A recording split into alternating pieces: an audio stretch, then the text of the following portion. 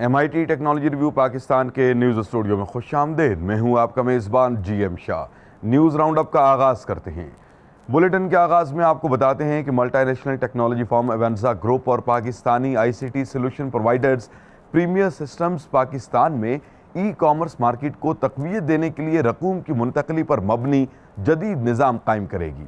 ये निज़ाम e-commerce payment system पर मबनी होगा जो बैंकों और ताजरों को आपस में मुंसलिक करके कस्टमर्स को आसान और तेज़ तरीके से रकम मुंतकिल करने की सहूलत फराहम करेगा। इस हवाले से इस निज़ाम के CEO अदनान अली का कहना था कि इस निज़ाम की बदौलत बिलिंग इंडस्ट्रीज, म्यूचुअल फंड्स और दूसरे कॉरपोरेट इंस्टीट्यूशंस को डिजिटाइज करने में मदद मिलेगी। इस निज़ाम का नाम एवेंजा प्रीमियर पेमेंट सर्विसेज है।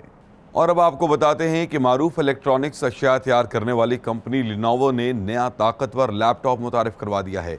इसको थिंकपैड P72 के नाम से मंसूब किया गया है, जिसमें Xeon का जदीद प्रोसेसर नस्ब किया गया है और इसे Core i9 प्रोसेसर तक अपग्रेड किया जा सकता है।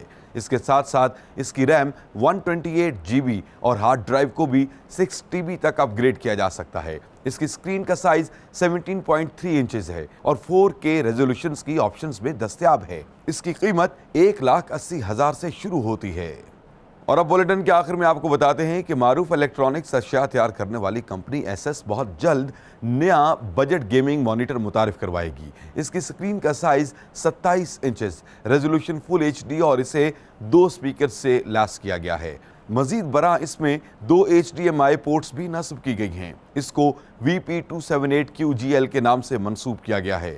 इसके साथ ही MIT टेक्नोलॉजी रिव्यू पाकिस्तान के न्यूज़ स्टूडियो से अपने मेज़बान GM शाह को इजाज़त दीजिए। अल्लाह ने के बान।